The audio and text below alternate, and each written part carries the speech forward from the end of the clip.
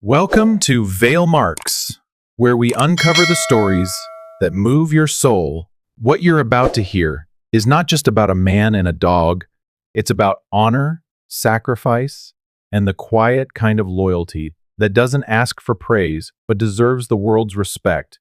As Winston Churchill once said, courage is rightly esteemed the first of human qualities because it is the quality which guarantees all others.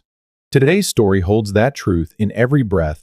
Stay with us until the very end, because the final moments may just shift the way you see the world. And if it touches your heart, don't forget to comment and subscribe. The sun had just begun its descent, casting warm amber hues across the quiet seaside town. The waves whispered against the pier, and seagulls circled lazily overhead. At the corner of Main and Harbor stood the Blue Water Grill, a charming seafood restaurant with white trim and checkered umbrellas shading its patio. Its signature crab cakes had earned local fame, and the steady lunch crowd made it a hub of midday chatter, clinking silverware and laughter. The door opened with a soft chime. Heads didn't turn at first, it was just another customer. Or so it seemed, but as soon as the silver-haired man stepped in, followed closely by a calm, alert Belgian Malinois, a subtle shift passed through the room. Conversations paused. Forks lingered mid-air. Daniel Carson, age 62, moved with quiet intent. His posture was straight, military-born, but the slight limp in his left leg told stories most couldn't imagine. His dog, Rocky, wore a vest clearly labeled Service Dog, Do Not Distract. The grain in the dog's muzzle hinted at age, but his eyes were sharp, scanning the space, protective and focused. Daniel didn't make a scene. He never did. He simply approached the host station and asked for a corner table, preferably one away from the larger crowd. The hostess, no older than 20, offered a polite smile that flickered when she noticed Rocky. She hesitated but led them to a small table near the window. Daniel thanked her, sat down slowly, and rested his hands on the wood. Rocky settled beneath the table, back against Daniel's boots, completely still. To the other diners, it was just a man with a dog, but for Daniel, it was something else entirely. Rocky wasn't just company. He was the reason Daniel could walk into public spaces at all. After the explosion in Helmand Province, after the long, breathless nights without his wife, Rocky had become the thread holding him together. His wife, Karen, had died in a car crash just weeks after he returned from deployment. They never had children. They were supposed to grow old together. Her death had left a silence in his life, louder than any battlefield. Only Rocky had stayed. The waitress brought a glass of water and a menu. Her voice was warm, but her eyes flicked toward Rocky. Uncertain, she didn't linger. Moments later, she disappeared behind the swinging kitchen doors. Daniel noticed. He noticed everything. Years of combat trained his senses to pick up on the tiniest shift in tone. A glance too long, footsteps approaching from behind. Rocky noticed 2 ears twitching once. Then still, he didn't growl. He didn't move. Then came the manager. He was young mid-30s with polished shoes and a corporate badge that declared his name was Kyle. His smile was tight, rehearsed. "Sir," he began, loud enough that nearby tables could hear, "we have a strict no-pets policy. I'm afraid health codes don't allow animals in dining areas." Daniel looked up, meeting the man's eyes, calm but firm. Rocky's not a pet. He's a certified service dog. He reached slowly into his pocket to retrieve the paperwork, but the manager didn't even glance at it. He raised a hand. "It's not about documentation. Other guests might feel uncomfortable. You understand." Daniel didn't respond right away. Around them, the restaurant buzz had gone quiet. At the next table, a woman in designer sunglasses leaned toward her companion and whispered, just loud enough, "A dog's a dog, military or not." Daniel's jaw clenched. He looked down at Rocky, who remained still, eyes locked on him. Alert but disciplined, trained to anchor Daniel when the edges of his thoughts began to blur. Then Daniel spoke. His voice was low, gravelly, and unmistakably steady. "This dog pulled me from a burning Humvee. He took shrapnel, standing between me and incoming fire. He's more soldier than most I've served with." I won't leave him behind because someone's uncomfortable. The manager's stance didn't change. Then you know what you need to do. For a moment, no one moved. Daniel didn't cause a scene. He simply stood, his dignity unshaken. He placed a few bills on the table. Untouched water still sweating in its glass. Rocky rose with him, step in step, a soldier beside his commander. The restaurant's door closed gently behind them. Inside, the hum resumed. Conversations picked back up, but softer now, like the room itself was unsure if it had just done something wrong. Outside, the summer breeze carried the scent of sea salt and the distant sound of a guitar being strummed on the boardwalk. Daniel crossed the street and sat on a weathered park bench beneath the shade of an old cypress tree. He took a deep breath. Rocky leaned into his leg as if to say, "I've got you." Daniel pulled from his pocket a folded photo, worn edges, colors fading. It was him, 20 years younger, blood on his face, being loaded onto a medevac. Rocky was beside him even then. Same eyes, same resolve. He whispered to the dog, "Well, buddy, looks like we've been turned away again." Rocky said nothing, only rested his head on Daniel's knee, a gesture unchanged by time, location, or the ignorance of strangers. And so they sat, one man, one dog, exiled not by rules, but by misunderstanding, unbothered by stares, unmoved by rejection, because what they shared bonded through fire, loss, and survival couldn't be broken by a door, or a policy, or a man in polished shoes. Their day wasn't over, not by a long shot. Daniel sat quietly on the bench, his back straight despite the ache in his lower spine, his eyes distant as the golden sun washed over the coastal town. The Blue Water Grill stood across the street, its white shutters catching the light. But Daniel wasn't looking at the restaurant anymore. He was somewhere else, entirely half a world away, half a lifetime ago. From the inside pocket of his jacket, he pulled out a small, weathered photograph. The corners were rounded, the edges creased, but the image was still clear enough to stir memories he rarely let rise. He unfolded it slowly, carefully, as if the act itself demanded reverence. There he was, bloodied and barely conscious, strapped to a field stretcher in the Afghan dust. His uniform was torn open, soaked dark with blood, one leg twisted at an unnatural angle. Around him, smoke swirled in the aftermath of an explosion. And there, right beside him, stood Rocky, younger, leaner, his coat smeared with ash and dirt. Rocky's stance was rigid, protective. His eyes, the same intelligent eyes he still carried today, were fixed on something beyond the camera's view, watchful, ready. In the chaos of that moment, he had been more than a dog. He had been Daniel's only chance. Daniel ran a thumb across the photo, then glanced down at the real Rocky, lying at his feet under the bench, his breathing slow, and even the years had painted his muzzle gray and added a stiffness to his joints. But the core of him, his stillness, his devotion remained untouched. Daniel swallowed. His voice cracked slightly as he whispered, "If it weren't for him, I wouldn't be sitting here." The memories came back in flashes, sharp, sudden, the deafening roar of the IED, the way the world had gone silent afterward, the heat, the smoke, the taste of sand and blood.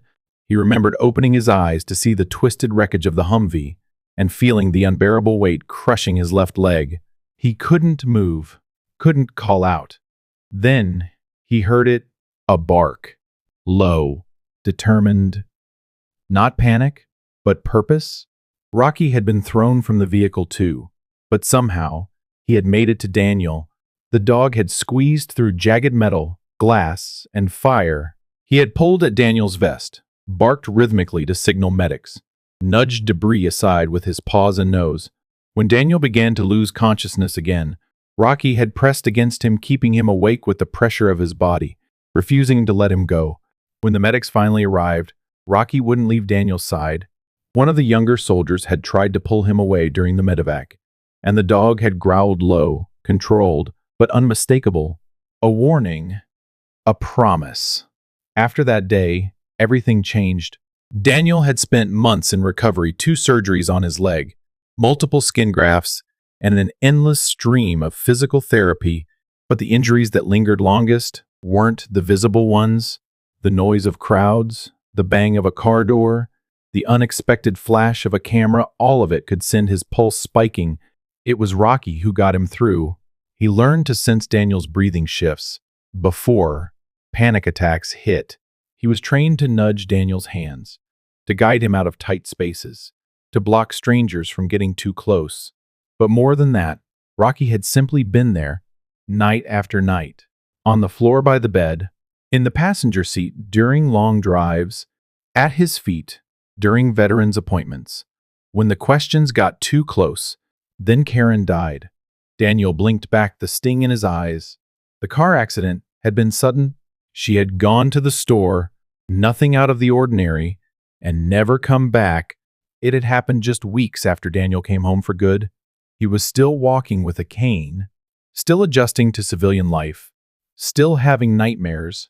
She was the one who had taught Rocky to fetch slippers, the one who called him our boy, the one who whispered to Daniel in the dark that they would be okay. After she was gone, silence had wrapped around Daniel like a second skin. He stopped answering calls, stopped going to the VFW. He sat for days in the house, curtains drawn, lightless, just waiting for anything to pull him out. It was Rocky who did. He had nudged Daniel's hand one morning until Daniel followed him outside, just a walk around the block, then another, then a short drive. Slowly, patiently, Rocky guided Daniel back to the world. Daniel folded the photograph and returned it to his pocket. He reached down, running his fingers through the fur along Rocky's neck. "You're not a pet," he said softly. "You're the only family I've got left." Rocky didn't move, didn't react, not in the usual sense, but Daniel felt the slight shift of weight against his boot, the warmth that hadn't left him since that day in Helmand. It was enough. Across the street, laughter drifted from the restaurant unaware, indifferent, but Daniel didn't look back. He closed his eyes for a moment, let the sun touch his face.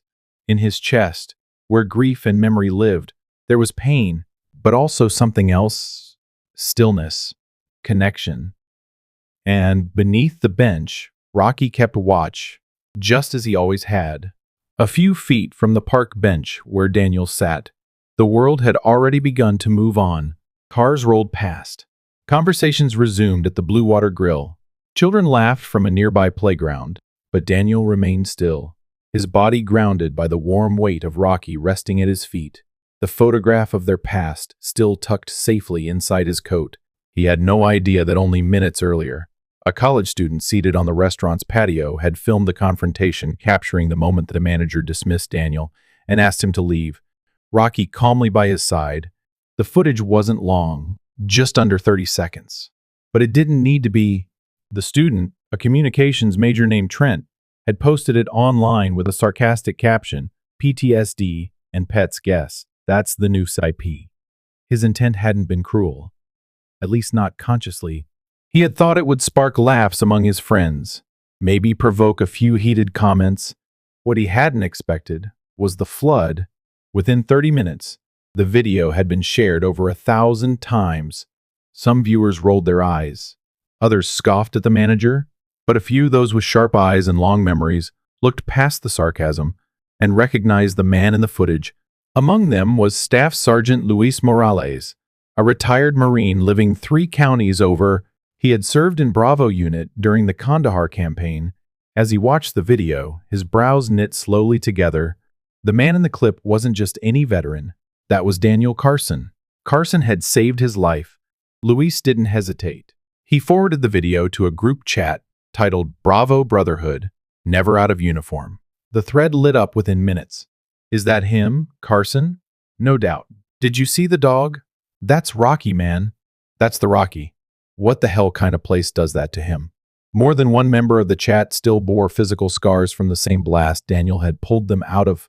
They remembered how Rocky had located one of their guys buried under rubble, how he refused to leave the wounded, even as bullets sang overhead. Within the hour, the video had reached the inboxes of Marine Corps veterans across the state, and by nightfall, It had made its way into the feeds of law enforcement 9 units, veterans' rights forums, and even a few local newsrooms. But none of this reached Daniel. Back on his bench, he fed a crust of bread to a curious sparrow while Rocky lay curled at his feet, eyes closed but ears still alert. The old dog twitched now and then in his sleep, as if reliving some long-gone moment of action. Daniel leaned back, letting the sun warm the lines in his face. He didn't check his phone. He rarely did. Karen had once teased him for being a digital caveman, and after she passed, Daniel had little reason to change. But somewhere out there, the tide was already turning. The comments began to shift. One read, "That man was awarded the Silver Star. I was there in Helmand. He carried 2 of us to safety." While bleeding out, "That dog isn't a pet. He's a damn soldier," another added. "Rocky's name is in military records. He's credited with multiple confirmed saves. You don't just kick a hero out of a restaurant because you don't like his species." Soon people began to dig deeper. Old articles surfaced. Commendation lists. A photograph of Rocky in full tactical gear, standing next to Bravo unit in front of a tattered U.S. flag. The same eyes. The same stance. Unmistakable. What had started as a mocking post turned into a tribute thread. Users replaced sarcasm with gratitude. Some shared stories of their own service dogs, what those animals had done for them, how they'd given them life when everything else felt like loss. A woman wrote about her father, a Vietnam vet who hadn't spoken to anyone for 2 years until a Labrador named Murphy came into his life. A young man posted a video of his 9 partner from Iraq, tears in his eyes, and yet Daniel knew none of it. As the video spread and the comments multiplied, Daniel simply sat, occasionally scratching behind Rocky's ears, watching the town move around him. There was no urgency in his posture, no anger, only quiet, the kind of stillness earned through pain, forged through fire. Across the street, the restaurant staff went about their day, unaware that their actions had ignited something far beyond their walls. Inside, the manager scrolled through his phone and saw the beginnings of the backlash, but still didn't understand the weight behind it. But outside out there, people did understand. They remembered what it meant to stand beside someone who had served. They remembered the smell of dust, the weight of armor, the sound of final goodbyes. They didn't share Daniel's story out of sympathy. They shared it out of respect. And as the sky deepened into twilight and the video gained its 4th, then 5th, then 10,000th share, something else began to rise. Not noise, not outrage, but gratitude, real, bone-deep gratitude. Because Daniel's story wasn't just his, it was theirs. A story of loyalty, of sacrifice, of a bond that transcended words, of a man and his dog and everything they had come through together. Roughly 2 hours after Daniel and Rocky had quietly left the Blue Water Grill, the lunchtime rush had begun to fade. The noise dulled to a soft murmur as dishes were cleared, checks signed, and latecomers lingered over their coffee. The sun cast long, slanted shadows through the restaurant's wide windows, dappling the hardwood floors in golden light. The chime above the front door rang once sharp and clear. Heads turned. 5 men stepped inside, moving with the quiet coordination of people long accustomed to acting as one. Each wore the dress blues of the United States Marine Corps, polished to a shine that reflected the light. Their shoes tapped steadily across the floor. Their posture was upright, unyielding. The first to enter was a man in his 40s, broad-shouldered and calm-eyed, his ribbons and bars arranged with careful precision across his chest. The name on his uniform read McMillan. Behind him came 4 others, each cut from the same cloth, disciplined, silent, purposeful. They didn't speak right away. They didn't need to. Conversations at nearby tables died off. A child at a corner booth pointed. A waiter stood frozen with a tray half raised. Even the kitchen doors swung quietly on their hinges, as if unwilling to interrupt what was unfolding. Captain James McMillan approached the host stand. He placed a military ID on the polished wood and looked the young hostess in the eye. "I'm looking for the manager," he said. voice steady. The hostess, startled, barely nodded, before vanishing toward the back office. The manager reappeared moments later, still wiping his hands on a towel. His eyes widened at the sight before him.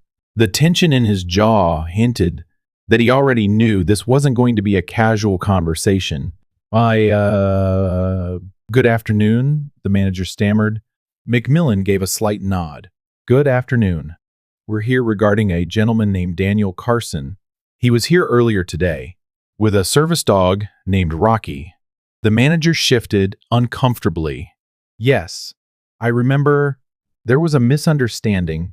I wasn't aware. Macmillan gently set a folder on the counter, flipping it open. Inside was a photograph, Rocky, in full tactical gear, seated next to a Humvee in a desert landscape. Dust coated his vest, but his eyes were unmistakable, sharp, intelligent, focused. This dog, Macmillan said, tapping the photo, is not a pet. His name is Sergeant Rocky. He holds that title in our official records. He has more confirmed rescues than most combat medics. The manager opened his mouth, but no words came. Macmillan continued, his voice low but powerful, cutting through the air like a stone dropped in still water. This dog and that man, Daniel Carson, saved 4 Marines in an ambush outside Kandahar. One of them was me. Gasps were audible from 2 nearby tables. Diners leaned in, no longer pretending not to listen. Another Marine stepped forward. His face was younger, his eyes lined with something that didn't come from age but from having seen too much, too young. He held up his phone and spoke clearly. We're issuing a statement to our state's Veteran Support Network. Over 15,000 members. They deserve to know how one of their own was treated here. The manager's face turned pale. He held up his hands. I didn't realize who he was. A third Marine, tall and silent until now, stepped forward and placed a laminated certificate on the counter. It was an official commendation bearing Rocky's name, the seal of the Navy and Marine Corps, and a signature from a commanding officer. Macmillan didn't flinch. You shouldn't need a war record to treat someone with basic respect. The words landed like lead in the room. Still, they didn't raise their voices. They didn't pound fists or issue ultimatums. There were no threats, no dramatics, just presence, just truth.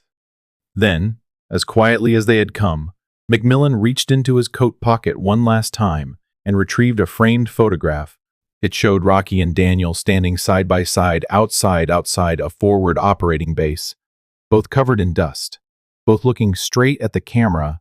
Written at the bottom, etched into the matte border in simple black letters, was a single word, brother. Macmillan set the photo on the counter and stepped back. The message was unspoken but undeniable. Around them, no one moved. The diners, the staff, everyone seemed frozen in a moment that demanded stillness.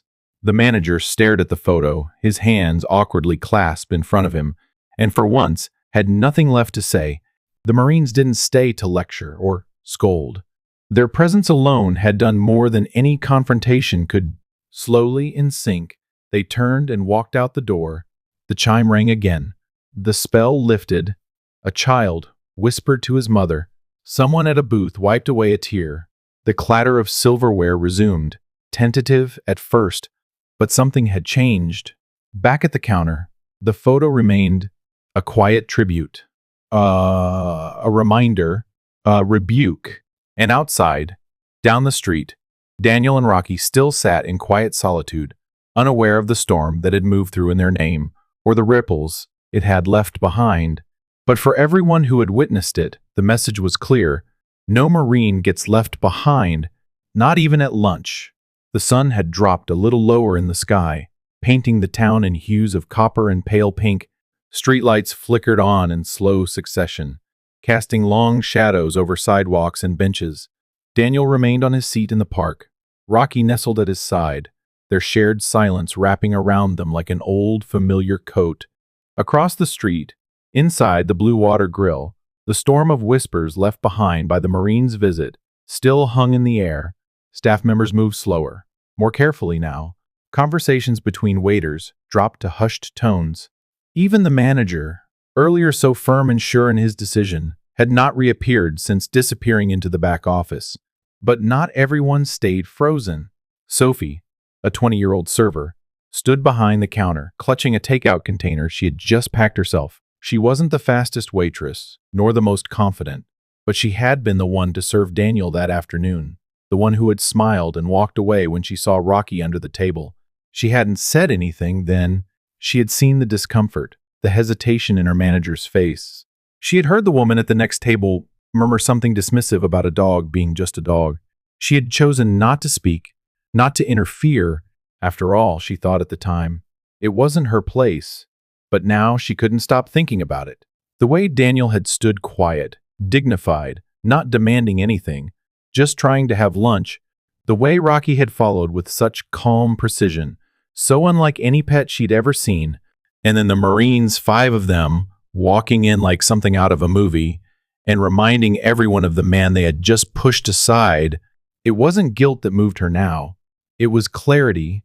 Inside the container, she had carefully placed a portion of the Blue Water Grill's signature crab cakes, coleslaw, and a warm slice of apple pie. Tucked beneath the string that secured the lid was a small, folded note, written in her own handwriting, nervous and uneven.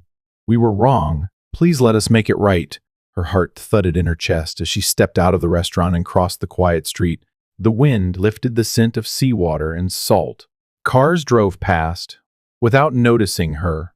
When she reached the bench, Daniel looked up, surprised. His eyes scanned her, not suspicious, but watchful. "I'm sorry to interrupt," she said softly, holding out the package. "This is for you. From the kitchen. From all of us." Daniel hesitated, then reached out and took it with a nod. He didn't open it. He didn't look at the note. He simply set it beside him on the bench. Sophie lingered for a second, unsure of what to say next. Then, just as she turned to leave, she heard his voice quiet and even. "What do you think, buddy?" he asked, turning to Rocky. "Should we give them another chance?" Rocky's tail thumped once, slow and deliberate. Daniel didn't smile, not exactly, but there was a softening in his face, like tension unwinding. Sophie nodded once, then walked back to the restaurant without a word, her chest strangely tight. Half an hour later, another visitor approached the bench. Trent, the college student who had taken the video. He wasn't wearing his usual smugness. He wasn't filming. His phone was in his back pocket, screen dark. He stood awkwardly a few feet away, his hands shoved into the pockets of his hoodie. Daniel saw him, recognized him, but said nothing. "I didn't come to bother you," Trent said. I came to apologize." Daniel raised an eyebrow slightly. Trent took it as an invitation to continue. "I posted that video earlier. I thought it was just another clip, something to stir things up. I didn't think about who you were. I didn't care, honestly. But then," he looked down, kicking lightly at the dirt. "Then I saw the comments. I saw people saying you saved lives, that your dog saved lives." Daniel said nothing, waiting. "My brother's enlisting next month," Trent said. "Marine Corps. Wants to be like our grandfather." And I started thinking, what if it were him someday? What if someone treated him the way I watched you get treated? I'd want people to stand up for him. He looked up, meeting Daniel's gaze. "So I'm sorry, not just for what I posted, but for not seeing you, really seeing you." There was a long pause. Then Daniel extended his hand, the same hand that had once pulled soldiers out of burning wreckage, the same one that had held a folded flag at his wife's graveside. Trent stepped forward and shook it. "You want to do right by your brother?" Daniel said quietly. "Then be that person now? For someone else." Trent nodded, the weight of that promise settling in his shoulders. As he walked away, Daniel leaned back again, his hand resting absently on Rocky's back. The dog turned to look at him, eyes calm, steady as ever.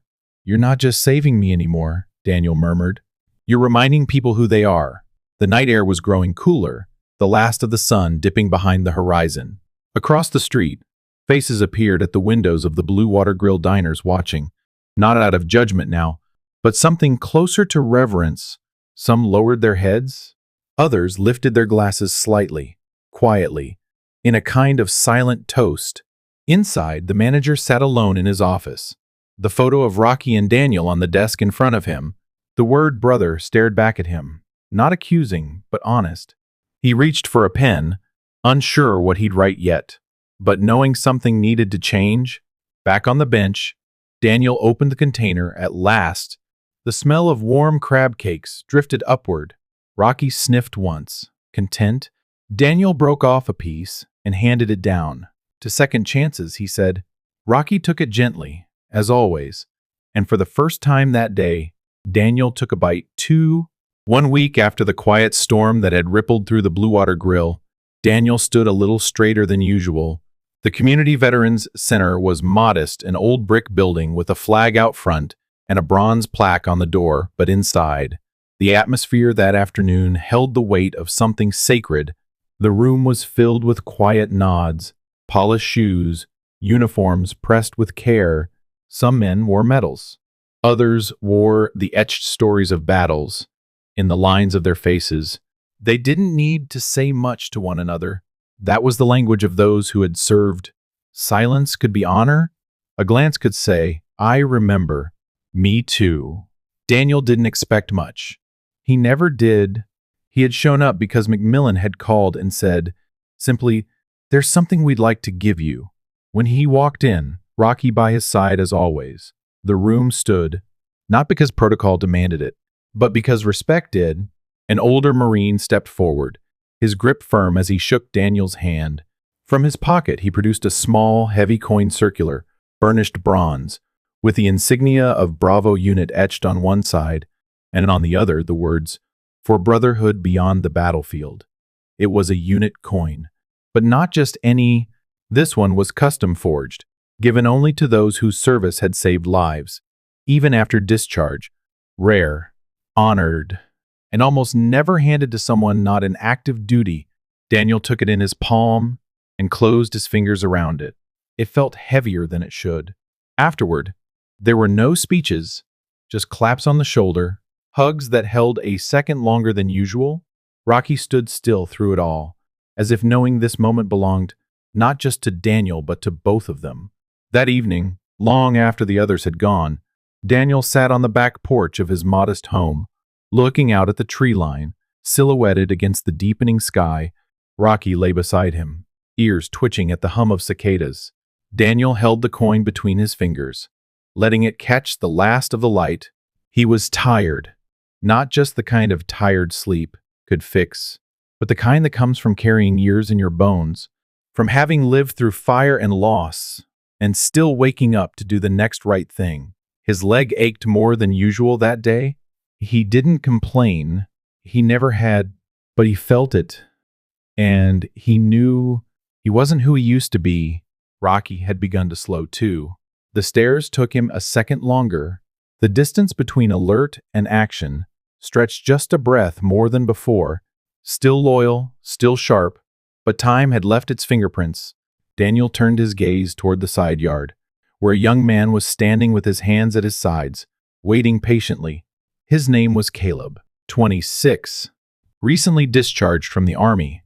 After 2 tours in Iraq, PTSD, anxiety, survivor's guilt, the kind of invisible wounds Daniel recognized on sight.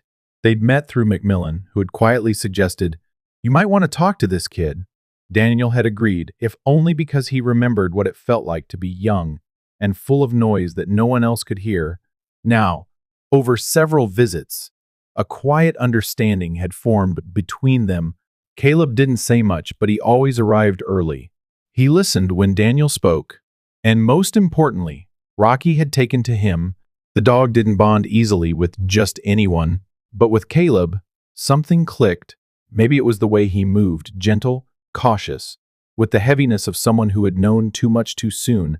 Or maybe Rocky just knew, the way dogs often do. Daniel called out, "You ready?" Caleb nodded. They spent the next hour working together, Daniel showing Caleb basic commands. The way Rocky responded to cues only he and his handler shared, how to walk beside him without crowding, how to breathe when Rocky signaled a spike in anxiety. "You don't tell him what to do," Daniel explained. "You ask, and if he trusts you, he answers." Caleb nodded again. He didn't try to pet Rocky too much, didn't coo or command. He just knelt and let the dog come to him. Rocky placed a paw gently on Caleb's knee, then sat back down beside him. Later, as twilight deepened into night, Daniel sat alone at his writing desk. The coin lay on a cloth next to a weathered photograph of Rocky in his service vest. Standing in front of the flag, he opened a blank sheet of paper and began to write, "To whom it may concern, Rocky didn't just save me in Helmand Province. He pulled me out of the wreckage, yes, but he did more than that. He taught me how to keep going. He stayed with me after the war, after the nightmares, after Karen passed. He was there when I couldn't be. He didn't ask for anything but a place at my side. I have no children, no next of kin. Rocky has been my family, my brother, my reason to breathe on days I thought I had none left.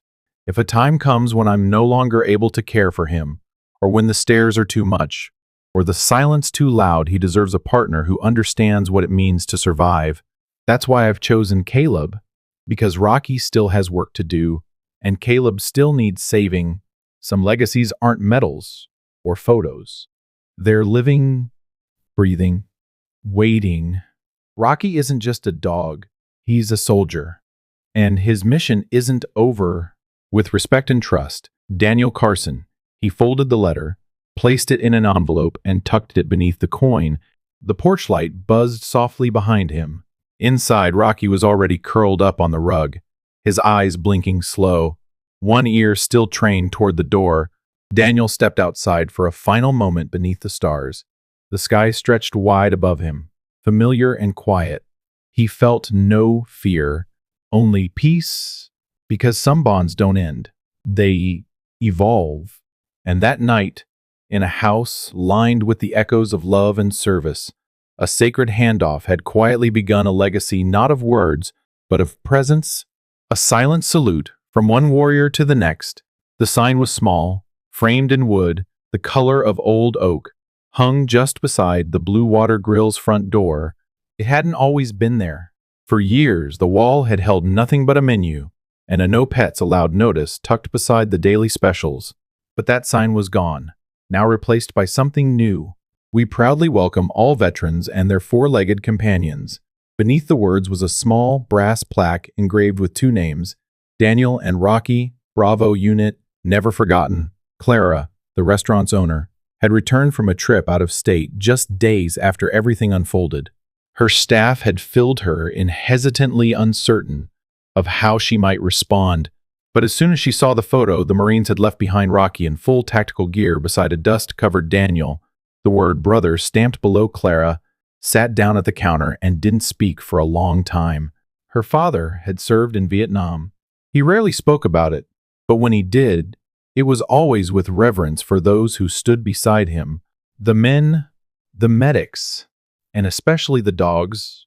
She remembered how his voice always changed when he talked about Duke, the German shepherd who pulled him from enemy fire after he'd stepped on a landmine in '68.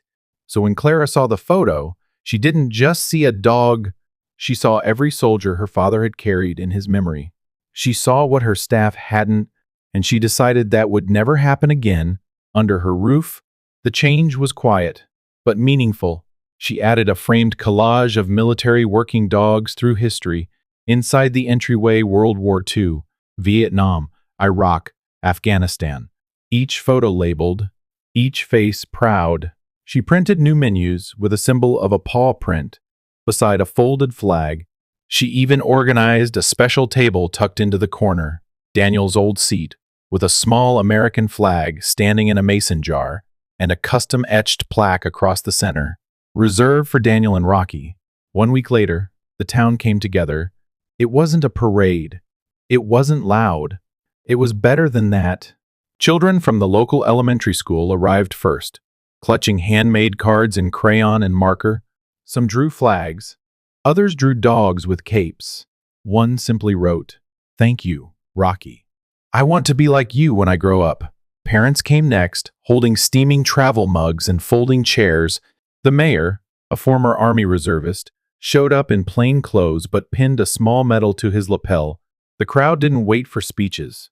They stood in clusters, talking softly, hugging where needed. When Daniel arrived, escorted gently by Macmillan and a few fellow veterans, a hush rippled through the sidewalk like a wave. Rocky walked beside him, his steps slower now, but no less steady. His vest had been cleaned, his tags polished. He held his head high. Daniel said nothing at first. He simply took his seat at the table, the same one he'd been asked to leave, not long before. But now, that table was different. Now it belonged. Someone began clapping, then another, and soon the street filled with the kind of applause that came not from performance but from recognition. It was a sound that said, "We see you now. We understand." Daniel nodded once, humbly, and sat back in his chair. Rocky eased down beneath the table, his body curling close to his handler's boots, just like always. Later, as the sun dipped low and the crowd began to thin, Daniel remained. The breeze carried the scent of grilled fish and salt. Laughter drifted from a nearby family finishing dinner. A dog barked faintly in the distance. The ordinary rhythms of a town in motion, gently stitched back together. Daniel looked out at the horizon, the sky painted in strokes of rose and gold. The little American flag beside him fluttered once. He reached down and ran a hand across Rocky's back, the familiar fur beneath his fingers grounding him, anchoring him in a moment both ordinary and sacred. "We're not alone anymore, are we, boy?" he said softly. Rocky didn't move at first. Then, as if hearing something deeper than words, he lifted his head and rested it gently on Daniel's knee. It was the same way he had comforted him after the blast in Helmand, the same way he had stayed close during every sleepless night since. No bark, no fuss, just presence, a language without sound, a vow without end. From inside the restaurant, Sophie peeked through the window, watching the two of them. She'd seen many diners come and go, but none had left an imprint like this. Behind her, the new sign gleamed beneath the porch light. Respect wasn't just a policy anymore. It had become part of the town's heartbeat, and though Daniel didn't say it out loud, he felt it in his bones. The shift, the healing, the way a town could change, not through laws or pressure, but through remembrance, through seeing someone truly and choosing to honor what they carried. He stayed a little longer until the stars began to appear, scattered like metals across the night sky. Rocky never left his side. And in that quiet corner of the world, a table, a flag, and a bond built through fire stood as silent proof that some stories, especially the ones born of loyalty, sacrifice, and love, never fade. They simply live on. If this story stayed with you, if Daniel's quiet strength and Rocky's unwavering loyalty stirred something in your heart, please take a moment to let us know in the comments. Your voice matters here at Vale Marks. When you subscribe, you're not just helping us reach 1,000 strong, you're telling us these stories are worth telling, worth remembering, worth passing on. As generations before us used to say, a nation is judged by how it honors its heroes. Let us be the ones who remember, not just in words, but in the way we treat each other. Share this video, let someone else feel what you felt, and join us again for more stories that remind us who we really are.